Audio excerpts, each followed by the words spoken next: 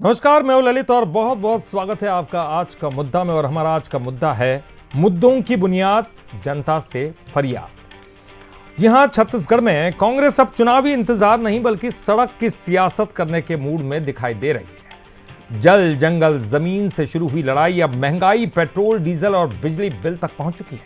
2028 के विधानसभा चुनाव में अभी 2.5 साल का वक्त बाकी है, लेकिन कांग्रेस ने अभी से सरकार के खिलाफ मोर्चा खोल दिया है। प्रदेश भर में बिजली दफ्तरों का घेराव हुआ, पुतले जले, नारे लगे और सरकार को जनता विरोधी बताया गया। लेकिन बीजेपी का यह दावा है कि कांग्रेस के पास मुद्दे नहीं बचे हैं, इसीलिए भ्रम और आक्रोश की राजनीति की जा रही है। आज इसी बड़े मुद्दे पर हम चर्चा करने वाले हमारे साथ मेहमान भी जुड़ेंगे, लेकिन पहले इस विषय को समझते हैं और यह खास रिपोर्ट देखते हैं। विपक्ष में बैठी कांग्रेस अब पूरी तरह आंदोलन के मोड में नजर आ रही है। कभी किसानों के मुद्दे पर प्रदर्शन, कभी पेट्रोल डीजल की कीमतों पर हमला और अब बिजली बिल को लेकर प्रदेश व्यापी घेराव। कांग्रेस का आरोप है कि महंगाई ने आम आदमी की कमर तोड़ दी है और बिजली के बढ़े हुए बिलों ने लोगों की परेशानी और बढ़ा दी है। यही वजह है कि पार्टी अब सड़क से सदन तक सरकार को घेरने की रणनीति पर काम कर रही है। प्रदेश भर में कांग्रेस कार्यकर्ताओं ने बिजली कार्यालयों के बाहर प्रदर्शन किया, सरकार के खिलाफ नारेबाजी हुई, पुतला दहन हुआ और बिजली दरों को वापस लेने की मांग उठी। प्रदेश कांग्रेस अध्यक्ष दीपक बैज का दावा है कि जनता में आक्रोश बढ़ रहा है। उनका कहना है कि जिस तरह पेट्रोल डीजल के मुद्दे पर विरोध हो रहा है, उसी तरह बिजली बिल आने वाले दिनों में सरकार के लिए बड़ा सिरदर्द बनने वाला है। देखिए, आप देखेंगे पेट्रोल डीजल को लेकर भी, मैं रात का ही उदाहरण बता दूं, प्योर किसान कांकेर में कल दिन से लेकर रात 1 बजे तक मैं स्वयं देखा हूं सोशल मीडिया के माध्यम से, 1 से 1.5 बजे तक चक्का जाम निरंतर चल रहा था।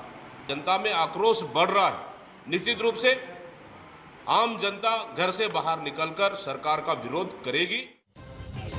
2028 के चुनाव की आहट अब साफ सुनाई देने लगी है। कांग्रेस सत्ता से बाहर है, इसलिए सड़क पर संघर्ष का रास्ता चुन रही है। वहीं बीजेपी सत्ता में है, इसलिए योजनाओं और फैसलों का बचाव कर रही है। एक जनता के गुस्से का दावा कर रही है, दूसरी जनता के भरोसे का, और इसी बीच हर मुद्दा चुनावी चश्मे से देखा जाने लगा है। वहीं बीजेपी इस पूरे आंदोलन को राजनीतिक स्टंट बता रही है। उप मुख्यमंत्री अरुण साव ने कांग्रेस को मुद्दा विहीन बताते हुए कहा कि उपभोक्ताओं पर कोई अतिरिक्त भार नहीं पड़ने वाला है। बीजेपी का आरोप है कि कांग्रेस जानबूझकर भ्रम फैला रही है और जनता को गुमराह कर अराजक माहौल बनाने की कोशिश कर रही है। देखिए, कांग्रेस पार्टी आज मुद्दा विहीन है और इससे अधिकांश उपभोक्ताओं को पर कोई भार नहीं पड़ने वाला है। अनावश्यक रूप से कांग्रेस पार्टी भ्रम पैदा करना चाह रही है। आज राज्य में लोगों को सुविधाएं मिल रही है, लोग प्रसन्न हैं। कांग्रेस अब ये समझ चुकी है कि 2028 की राह सिर्फ प्रेस कॉन्फ्रेंस से नहीं बल्कि सड़क के संघर्ष से होकर जाएगी। यही वजह है कि पार्टी अब हर मुद्दे को पकड़ने की कोशिश कर रही है, जिसका सीधा असर आम आदमी की जेब और जिंदगी पर पड़ता है। वहीं बीजेपी को भरोसा है कि योजनाओं और विकास के दम पर विपक्ष के हमलों का जवाब दिया जा सकता है। अब देखना होगा बिजली बिल का ये मुद्दा सिर्फ कुछ दिनों की राजनीतिक गर्मी साबित होगा या फिर आने वाले चुनाव तक सियासत में करंट बनाकर रखेगा। शिखर देवांगर, बंसल न्यूज, रायपुर। जी हाँ, वो दौर भी आपको याद होगा। एक ऐसा समय भी रहा है जब बिजली नहीं थी। गांव में सड़कों पर बिजली के खंभे दिखाई नहीं देते थे, मतलब कैंडल लोग जलाते थे, उसी से बिजली आती थी, लेकिन तब उपयोग भी उतना नहीं था। आज का दौर बदल चुका है। आज इंटरनेट है, टेलीविज़न है, तमाम उपकरण जो बिजली से चलने वाले वो सामने आ गए हैं। क्या आज के दौर में बिजली सियासत का एक बड़ा मुद्दा बन सकता है? ये का बड़ा सवाल है और इसी को लेकर शायद चाहे विपक्ष हो चाहे पक्ष हो, इस मुद्दे को लेकर बड़ा ध्यान से इस मुद्दे को देखा जाता है, सुना जाता है, समझा जाता है। लेकिन आपको बता दें कि ये बिजली बिल का निर्धारण कौन करता है, क्योंकि जो कंपनियां हैं वो लगातार घाटा बताती है और इसीलिए इस पर विमर्श होता है और तब जाकर इस बिजली बिल को कितना बढ़ाना है, कितना लोगों की जेब पर असर पड़ेगा ये देखा जाता है। और उसके बाद बिजली बिल में वृद्धि होती है, चाहे वो कांग्रेस की सरकार हो चाहे वो बीजेपी की सरकार हो, दोनों ही सरकारों में होती रही है। लेकिन अब ये मुद्दा सड़क पर आने वाला है, इसको लेकर हम चर्चा करने वाले हैं। हमारे साथ मेहमान होंगे, लेकिन पहले बंसल न्यूज के कुछ सुलगते सवाल। क्या कांग्रेस के पास अब बुनियादी मुद्दों का ही सहारा रह गया? सवाल यह भी कि क्या सड़क पर संघर्ष कर कांग्रेस आम मतदाता से जुड़ पाएगी, वो जुड़ाव दिखा पाएगी? सवाल यह भी कि क्या बीजेपी की कार्यप्रणाली ने प्रदेश में बड़े मुद्दों को खत्म कर दिया है? तो कांग्रेस के पास क्या यही कुछ मुद्दे हैं? इन तमाम सवाल, इन्हीं के इर्द गिर्द आज की हमारी चर्चा रहने वाली है। हमारे साथ चर्चा में जो मेहमान शामिल हैं उनका परिचय करा दे। श्रीचंद सुंदरानी जी हमारे साथ है, पूर्व विधायक के बीजेपी के। सुंदरानी जी, आपका बहुत बहुत स्वागत करता हूं। नितिन भंसाली जी हमारे साथ, वरिष्ठ प्रवक्ता कांग्रेस के। नितिन जी, आपका भी बहुत बहुत स्वागत है। हमारे साथ मनीष वोरा जी, वरिष्ठ पत्रकार है। मनीष जी, आपका भी बहुत बहुत स्वागत करता हूं। मैं हमेशा की तरह शुरुआत आप ही से करना चाहता हूं। मनीष जी, बिजली का झटका जोर से लगेगा या धीरे लगेगा, इसकी चर्चा अक्सर होती है, लेकिन बिजली बिल को बढ़ाना, कम करना, ये कंपनियों के हाथों में भी होता है और सरकार के हाथों में भी होता है, क्योंकि एक प्रकार से सब्सिडी है। जितना दे सरकार पर उतना बोझ पड़ेगा, जनता पर उतना बोझ कम होगा। लेकिन ये वोटों की लड़ाई में तब्दील हो जाता है जब चुनाव नज़दीक होते हैं। तो अक्सर हमने देखा है कि चाहे कांग्रेस की सरकार रही हो या फिर बीजेपी की सरकार रही हो, ये बिजली बिल को वृद्धि करना पड़ती है, बढ़ानी पड़ती है, कुछ अंशों तक बढ़ाना पड़ता है, ये उनकी मजबूरी भी होती है। ऐसे में आप क्या देखते हैं, क्या ये जो आंदोलन है, क्या ये जन आंदोलन बन पाएगा? बिजली कितना बड़ा मुद्दा बन पाएगा सर? देखिए, एक तो सबसे महत्वपूर्ण चीज़ ये है कि जनता जो है वह महंगाई की मार से लगातार जूझ रही है। पेट्रोल डीजल के दाम एक तरफ बढ़े हैं और पेट्रोल डीजल के दाम बढ़ने से सभी चीज़ों के दामों में वृद्धि हो गई है। अब इसके साथ साथ छत्तीसगढ़ सरकार ने बिजली का भी झटका जो है जनता को लगा दिया है। तो ये झटका जनता के जेब से सीधा दिल पर जाके लगने वाली स्थितियां दिख रही है। यदि ये स्थितियां बनती है, और सबसे महत्वपूर्ण चीज़ जो आपने सवाल उठाया कि क्या ये जनता का मुद्दा बन पाएगा, क्या विपक्ष इसको कैश करा पाएगा, यही सबसे महत्वपूर्ण चीज है कि विपक्ष कितना जनता से जुड़ के जनता को कन्विंस कराने में कामयाब होता है। एक तरफ महंगाई, दूसरा तरफ बिजली का झटका। सरकार चाहती तो इसको रोक सकती थी, लेकिन सरकार की भी मजबूरी है। सरकार की मजबूरी यह है कि अब इसके बाद के जो 2 साल होंगे सरकार के लिए, वो चुनावी साल होंगे, और उस दरमियान इनको बिजली का रेट बढ़ाना मुझे लगता है कि ज्यादा भारी पड़ेगा बनिस्बत की अभी बढ़ाने से। तो इसलिए सरकार ने यह दांव खेला है। पिछले साल भी बिजली के रेट बढ़े थे, इस साल भी बिजली के रेट बढ़ा दिए गए।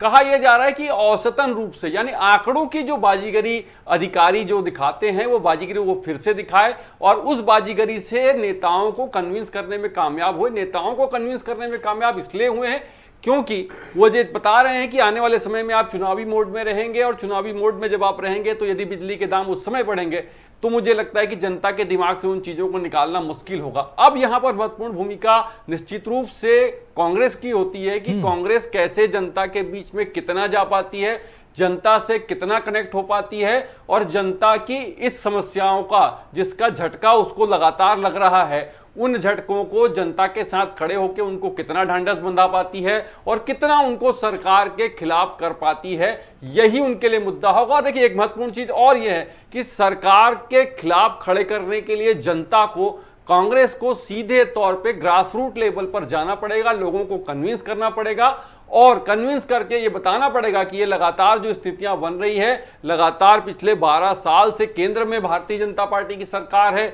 अभी यहां पर भारतीय जनता पार्टी की सरकार, यानी कई इंजनों की सरकार एक साथ दौड़ रही है। ट्रेन में जो दौड़ रही है उसमें बहुत सारे डिब्बे लगे हैं, मगर उन डिब्बों में जो इंजन लगे हैं वो इंजन वही है जहां से एनर्जी मिलना चाहिए। लेकिन अभी जो स्थितियां बनी हुई है, उन स्थितियों में निश्चित रूप से जनता को झटका तो लगा है, मगर भारतीय जनता पार्टी और कांग्रेस दोनों कैसे जनता को अपने पक्ष में कर पाएगी, ये देखने वाली बात होगी। बिल्कुल, आपने सही कहा कि जनता को झटका तो लगा है, लेकिन क्या जनता इस झटके को सहन कर जाएगी और चाहती है कि ये सरकार बनी रहे, झटका हम सहन कर लेंगे, तो बात अलग होगी। और कांग्रेस ये समझाने में सफल हो जाती है कि ये बहुत गलत हो रहा है आपके साथ, हमने तो हाफ बिल वाली योजना लाई थी, अब देखिए क्या कुछ हो रहा है। तो ऐसे में कांग्रेस बाजी मार सकती है, लेकिन सवाल यही है कि वो जनता के मन में क्या ये मुद्दा बड़ा घर करता है। और आपने बिल्कुल सही कहा कि कांग्रेस क्या इस मुद्दे को भुना पाती है, ये बड़ा सवाल होगा। लेकिन चलिए मैं श्रीचंद जी के पास जाऊंगा। श्रीचंद जी, क्या आप जनता के असंतोष को भाप नहीं पा रहे हैं? बिजली बिल तो बहुत बड़ा मुद्दा है लोगों के, क्योंकि महंगाई लगातार बढ़ रही है, लोगों की जेबों से सीधा जुड़ा हुआ मुद्दा है। क्या आपको लगता है, क्योंकि आप तैयार हो जाइए, कांग्रेस अब इस आंदोलन को जन आंदोलन बनाने की तैयारी कर रही है, सड़क पर आ रही है? देखिए ललित जी, आज भी प्रदेश में भारतीय जनता पार्टी की सरकार के प्रति कोई नाराजगी वाली बात नहीं है। महंगाई का बहुत आंशिक असर पड़ रहा है, क्योंकि हम सारी सुविधाएं जनता के बीच में दे रहे हैं, जनता को दे रहे हैं, तो कहीं ना कहीं जनता हमसे नाराज नहीं रहा। सवाल कांग्रेस पार्टी का सड़क का आंदोलन दिखावा मात्र है। ये जो अपने प्रदेश अध्यक्ष हैं वो अपनी कुर्सी को बचाने के लिए ये छोटा मोटा आंदोलन करते रहते हैं, ताकि दिल्ली वालों को जवाब दे सकें। कहीं पे भी कांग्रेस का आंदोलन सफल इसलिए नहीं हो रहा क्योंकि जनता का समर्थन कांग्रेस के साथ है ही नहीं। भारतीय जनता पार्टी की सरकार, डबल इंजन की सरकार, जिस प्रकार मोदी जी की गारंटियों को लागू करने में पूरी तरह से सफल हुई है, निश्चित रूप से सारी योजनाओं का लाभ जनता को मिल रहा है, चाहे वो प्रधानमंत्री आवास योजना हो, चाहे उज्ज्वला योजना हो, या अन्य मातारी वंदन योजना हो। तेंदुपत्ता तोड़ने वालों को जिस प्रकार से नक्सलवाद को प्रदेश से समाप्त किया है, ये सारी चीज़ें बस्तर में विकास की एक नया इतिहास लिखा जा रहा है। तो कहीं ना कहीं ये सारी चीज़ें भारतीय जनता पार्टी की सरकार के पक्ष में है। और सबसे बड़ी बात मैं कहूँगा ललित जी कि 2.5 साल की सरकार में एक भी भ्रष्टाचार का आरोप भारतीय जनता पार्टी की सरकार में नहीं लगा। कांग्रेस पार्टी की 5 साल सरकार रही, भ्रष्टाचार के कंठ में डूबी हुई सरकार थी। जब भी भूपेश बघेल जी का नाम लिया जाता है तो कहीं ना कहीं वो महादेव सट्टा ऐप, कहीं ना कहीं वो शराब के नकली होलोग्राम और डबल प्रकार के काउंटर, वैध अवैध शराब का कारोबार, ये सारा जनता के निगाहों में आता है। नहीं तो ठीक है, इस बात का जवाब उनको जनता ने दिया सर। अब आपकी सरकार है, इस बात का जवाब तो उनको दे दिया। अब आपकी सरकार ला दी जनता ने, लेकिन आप बताइए, भ्रष्टाचार आप नहीं करेंगे तो क्या बिजली का बिल बढ़ाने की छूट है? नहीं, देखिए बिजली का बिल तो कंपनियों ने 23-24% बढ़ाने की बात की थी, लेकिन रख रखाव, कहीं ना कहीं मेंटेनेंस का जो मामला होता है, बिजली का उत्पादन का मामला होता है, जनता को सुविधाएं देने का मामला होता है, तो कहीं ना कहीं प्रतिवर्ष थोड़ा बहुत मूल्य वृद्धि होती है। पिछले साल भी हमने मात्र 1.5% की मूल्य वृद्धि की थी, इस बार से 6% के आसपास की है। लेकिन मैं आपको बताऊं, ये आवश्यक था, ये कम से कम है। सरकार सारा बोझ सरकार स्वयं उठाकर आंशिक रूप से जनता के ऊपर बोझ डाला, जो जनता सह सकती, इतना ही बड़ा बोझ डाला है। बड़ा बोझ डालने का काम सरकार ने नहीं किया है। चलिए ठीक है, मैं नितिन जी के पास जाऊंगा। नितिन जी, वो कह रहे हैं कि आंशिक बोझ डाला है, बहुत ज्यादा वृद्धि नहीं की गई। और मेरा सवाल ये है आपसे, क्या कांग्रेस के सरकार में यह वृद्धि नहीं होती थी? हाँ, ये एक अच्छी बात है कि आपने हाफ बिजली वाला मुद्दा लाया था, एक आपने राहत दी थी एक बड़ी, लेकिन बिजली बिल में वृद्धि करना क्या सरकार की मजबूरी नहीं हो सकती? आप भी सरकार में थे। मुझे ऐसा लगता है ये आंशिक वृद्धि श्रीचंद भैया के लिए नहीं होगी। पूर्व विधायक रहे हैं, व्यवसायी है, इनको फर्क नहीं पड़ता। फर्क उसको पड़ता है, इस प्रदेश के गरीब को, इस प्रदेश के किसान को, इस प्रदेश के मध्यम वर्गीय परिवार को। हाहाकार मचा हुआ है। आप आइए, मोस्ट वेलकम ललित जी, आप घूमिए खुद रायपुर में, मैं आपको घुमाता हूँ। क्या स्थिति है बिजली के बिलों की? ये स्मार्ट मीटर जो लगाया है वो तो ये आपकी इनकी बुलेट ट्रेन से तेजी से भाग रहा है स्मार्ट मीटर, और जिनके घर के बिजली के बिल 1000 रुपए आते थे वो 5000 हो गए। ऊपर से ये बोलते हैं आंशिक वृद्धि है। देखिए कितनी बड़ी बात है कि कितनी साफ गोई से ये कहे जा रहे हैं कि ये आंशिक वृद्धि है। और मैं आपको बता दूं, जैसा कि अभी मेरे साथी प्रवक्ता बड़े भाई श्रीचंद सुंदरानी जी कह रहे थे, महादेव, मैं अभी बता दूं, अब बात तो बिजली से महादेव पे चली गई है, तो महादेव सट्टा ऐप आज भी चालू है, पूरे देश में चालू है। और छत्तीसगढ़ में, मैं इशारे में बोलता हूं, शायद आप भी समझ जाएंगे और ये भी समझ जाएंगे कि इनकी पार्टी के एक विधायक उसमें इन्वॉल्व है, जो कि रायपुर से 50 किलोमीटर के दायरे में है। अरे सर, बड़ा दावा कर रहे हैं आप। उज्ज्वला की बात बिना सबूत के। ललित भाई 4 कर दिया, क्या दिया भैया आपने? और बिजली का जो ये जोर का झटका धीरे से लगे वाला एक सर, ये आपकी सरकार में नहीं बढ़े क्या? आपने खैर बहुत बड़ा दावा कर दिया, हो सकता है वो एक अगले चर्चा का मुद्दा भी बन जाए। हमने 400 यूनिट बिजली बिल तक के हाफ योजना जो रखी थी, उसमें कहीं पे आम जनता पर किसी प्रकार का कोई लोड नहीं आया। अभी श्रीचंद भैया कह रहे थे कि कंपनियां करती है जो निर्धारित करती है, कंपनियां इनके वश में ही नहीं है। बिजली में छत्तीसगढ़ में नहीं है, और पेट्रोल डीजल और गैस में जो है देश में नहीं है। ये कहते थे महंगाई डायन खाद जाते हैं। आज ये महंगाई डायन जो थी, ये भारतीय जनता पार्टी की सरकार में पापा की परी बन गई है। बहुत बढ़िया गाते थे, महंगाई डायन खात जाते। चलो श्रीचंद भैया, मैं बजाता हूं, आप गाओ। आज क्यों नहीं गा रहे हो? क्या आज महंगाई नहीं है? वो तो सर चुनाव में आप सभी लोग निकलते हैं ना जनता के सामने गाते हुए कि हमारी गलती, इनकी गलती, ये तमाम चीजें। श्रीचंद जी, हाँ मैं जवाब लेता हूँ, ठीक है। श्रीचंद जी वो ये कह रहे हैं कि महंगाई बहुत बढ़ रही है। श्रीचंद जी वो कह रहे हैं महंगाई बहुत बढ़ रही है। आंदोलन कर रहे हैं, बढ़ती महंगाई। आज किसानों को डीजल नहीं मिल रहा है, खाद नहीं मिल रहा है। अरे हर पेट्रोल पंप में डीजल है, एक जगह लाइन नहीं लगी है, फालतू आप बेबुनियाद बात कर रहे हैं। तो क्या मैं झूठ बोल रहा हूँ? भेज दीजिए, चलो कितना पेट्रोल चाहिए? श्रीचंद जी आप बताइए ना। श्रीचंद जी आप बताइए, कांग्रेस की सरकार में कौन कौन से समय में बिजली दरों में बढ़ोतरी की गई थी, बताइए। आवाज नहीं आ रहा सर, ये भी सब बिजली का ही कमाल है, लेकिन सवाल इनको भी आवाज नहीं आ रही है। सर चलिए मैं मनीष जी के पास जाता हूं, वोरा जी के पास। मनीष जी आप सुन पा रहे हैं? तो देखिए एक बड़ा आंदोलन, ये जन आंदोलन का रूप ले सकता है। अब लेगा नहीं लेगा, जिस तरह से मनीष जी भी कह रहे थे कि ये कांग्रेस इस आंदोलन को कितना भुना पाती है। ये एक महत्वपूर्ण मुद्दा तो है, जल जंगल जमीन, जो एक मुद्दा जो हम अक्सर छत्तीसगढ़ में देखा करते थे। अब ये चूंकि मुद्दा केवल बिजली का नहीं है, मुद्दा महंगाई का भी है, मुद्दा बेरोजगारी का भी है। ये तमाम जो मुद्दे हैं, अब ये मुद्दे क्या जल जंगल जमीन पर भारी पड़ते हुए नजर आ रहे हैं? क्या आने वाला जो चुनाव है वो अब इसी के इर्द गिर्द घूमते हुए नजर आएगा? जनता क्या अब शिफ्ट होती हुई नजर आएगी? मुद्दों को लेकर जनता कितनी सोचती है, ये भी एक बड़ा सवाल है। तो देखिए आप किस तरह से मुद्दों की बुनियाद जो है वो अब बदलती जा रही है। और हमारे साथ हमारे गेस्ट सारे जुड़े हुए हैं। श्रीचंद जी आप बता रहे थे, वो सवाल तो ये उठा रहे कि आप महंगाई का क्या कुछ कहेंगे? महंगाई तो लगातार बढ़ रही है, डीजल के रेट बढ़ रहे हैं। वो ये कह रहे हैं कि जब बिजली बढ़ेगी तो खेती के उपकरण भी महंगे होंगे, तमाम चीजों पर उसका असर पड़ेगा।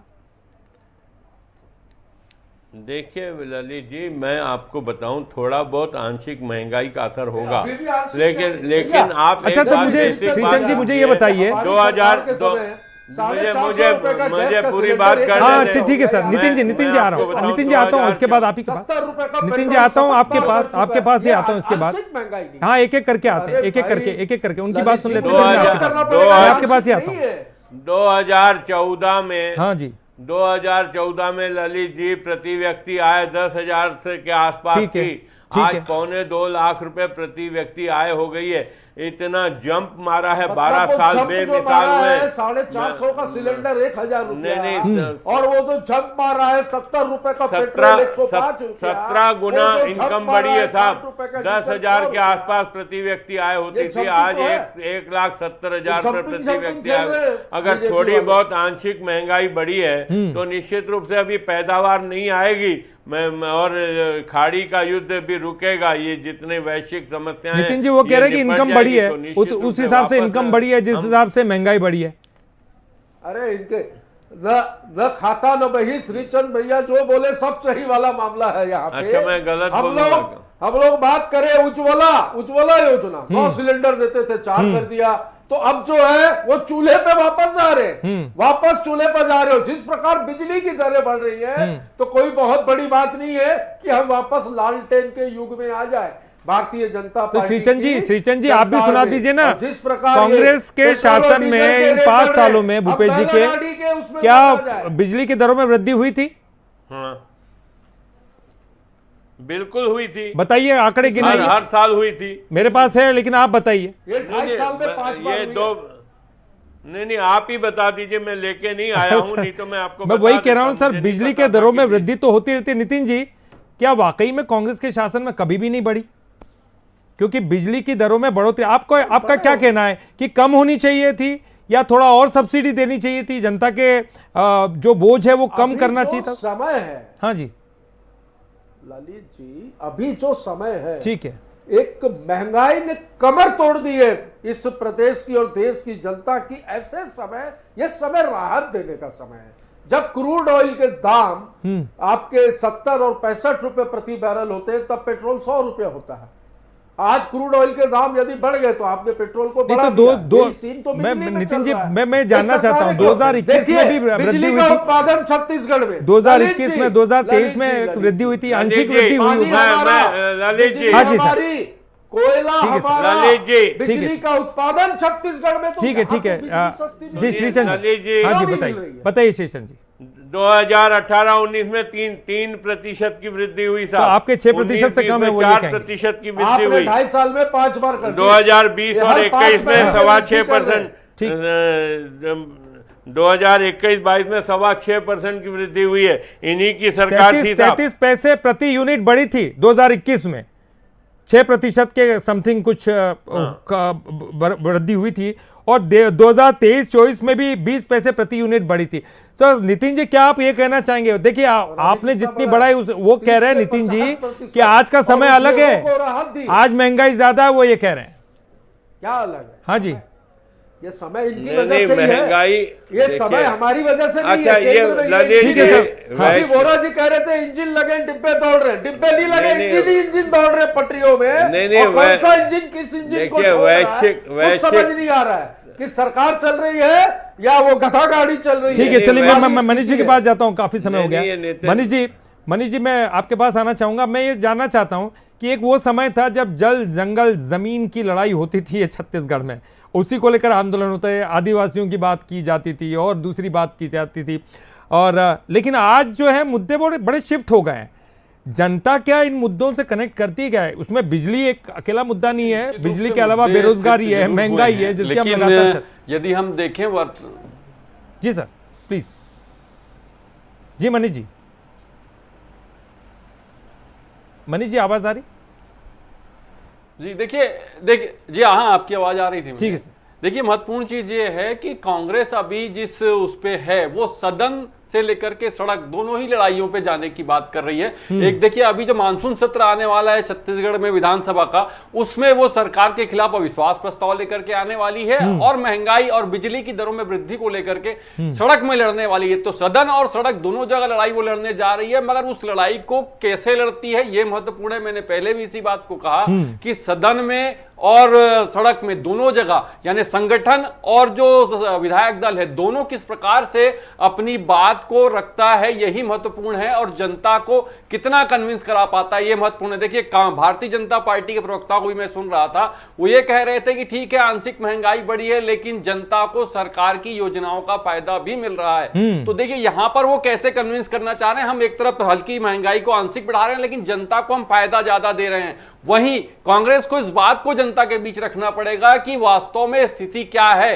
क्या वो आंशिक महंगाई के साथ साथ उन ऑफरों को स्वीकार कर रही है जो भारतीय जनता पार्टी की सरकारें दे रही है, या वो इस बात को समझने को तैयार होगी कि प्रदेश के अंदर में, देश के अंदर में जिस प्रकार से महंगाई की मार पड़ रही है, चाहे वो केंद्रीय स्तर पर हो, चाहे वो प्रादेशिक स्तर पर हो, हर तरफ से जनता के ऊपर जो महंगाई की मार पड़ रही है, वो उसके साथ में जनता जाती है कि नहीं जाती है। यदि जनता उनके साथ में जाएगी, कांग्रेस यदि उनको कन्विंस करने में कामयाब होगी, तो निश्चित रूप से कांग्रेस को छत्तीसगढ़ में फायदा मिल सकता है।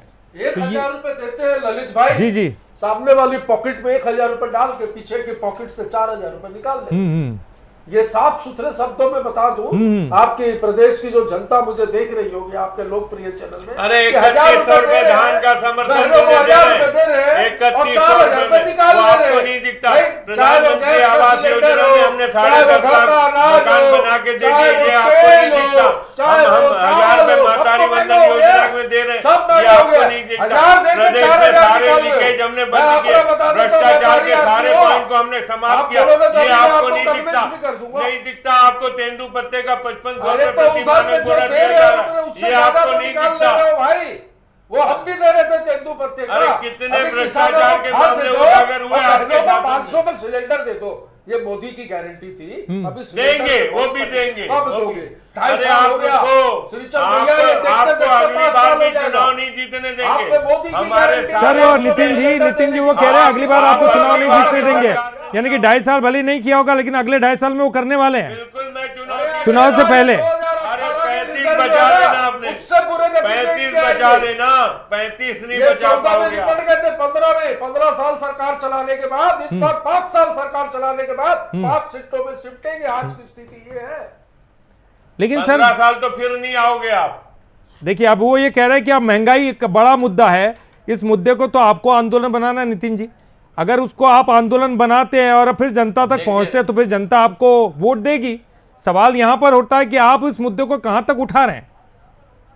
जी नितिन जी, ये अपनी नौकरी बचाने में लगे हैं साहब, अपने पदों को बचाने में लगे हैं।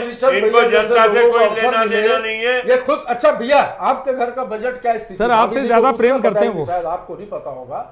भाभी जी को नहीं, वो मेरे से तो सब प्रेम करते हैं, मैं भी सबसे प्रेम करता हूं। वैचारिक मतभेद भले अपनी जगह हो, ठीक, पर ऐसे निजी तौर पर मैं किसी का दुश्मन नहीं हूं। मैं तो बोल रहा हूं, बोरा जी को भी बोल रहा हूं, श्रीचंद भैया को भी बोल रहा हूं कि घर पे पूछिए कि पहले घर कितने पैसों में चलता था, 20,000 में चलता था या 25,000 में चलता था। मैं दावा करता हूं यदि 25,000 का बजट होगा तो वो 50,000 तक पहुंच गया होगा। उसके बाद भी यदि ये कहते हैं कि आंशिक है, तो मेरी समझ में तो मैं आंशिक शब्द का अर्थ ही नहीं समझ पा रहा हूं। नहीं सर, वो 24% की बढ़ोतरी की बात राज्य विद्युत नियामक आयोग ने की थी, क्योंकि वो जिस तरह की बात की वो इतना ही कम बढ़ा पाए, क्योंकि कंपनियां तो लगातार घाटे की बात कर रही है। कंपनियां तो आपके समय में आपकी सरकार थी तब भी घाटा हो ही रहा होगा, तमाम चीज़ों में वृद्धि हो रही। तो बिजली बिल, हाँ ये ज़रूर है कि सरकार ने सब्सिडी देनी चाहिए। अगर महंगाई बढ़ रही है तो सरकार को कंट्रोल, यही तो कंट्रोल करना है हमें। और सरकार अगर इस पर कंट्रोल करती तो निश्चित तौर पर महंगाई पर कंट्रोल होगा, कहीं ना कहीं कम तो होगा, क्योंकि उसका असर दूसरी चीज़ों पर भी पड़ता है। जैसे डीजल या फिर पेट्रोल बढ़ता है तो गाड़ियों पर असर पड़ता है, और गाड़ियों पर असर पड़ता है तो जो आवागमन के साधन हो या फिर सामान की ढुलाई, सब में खर्चा बढ़ता है। और इसी वजह से ये कहा जाता है। लेकिन ये सवाल भी है कि ये जो आप बड़ा सवाल उठा रहे हैं, क्या ये एक बड़ा मुद्दा बनेगा? और मुद्दा बनेगा तो जनता तक जाएगा। और इसलिए जाते जाते मैं यही कहूंगा कि सियासत की राहों में मुद्दों का धुआं है, कहीं जनता की पीड़ा है, कहीं तो चुनावी गुमा है, कहीं सड़क से लेकर तो सदन तक जंग जारी रहेगी। फैसला आखिर जनता करेगी कि वो किसके साथ कारवा है। और ये तमाम चीजें जनता ही करती है, क्योंकि जनता का ही दरबार आखिरी दरबार होता है। चुनाव का वक्त अभी तो खैर 2.5 साल है, 2.5 साल अभी बाकी है। देखना होगा कि बीजेपी क्या वाकई महंगाई पर कंट्रोल करने की कोशिश करती है और कांग्रेस क्या इस मुद्दे को भुना पाती है। बहरहाल बहुत बहुत शुक्रिया आपका तीनों का ही। श्रीचंद जी आपका भी बहुत बहुत शुक्रिया, नितिन जी आपका भी बहुत बहुत शुक्रिया, और मनीष जी आपका भी बहुत बहुत शुक्रिया। और इसी के साथ इस डिबेट में फिलहाल के लिए इतना, लेकिन कहीं मत जाइएगा, खबरों का सिलसिला बंसल न्यूज़ पर हमेशा जारी।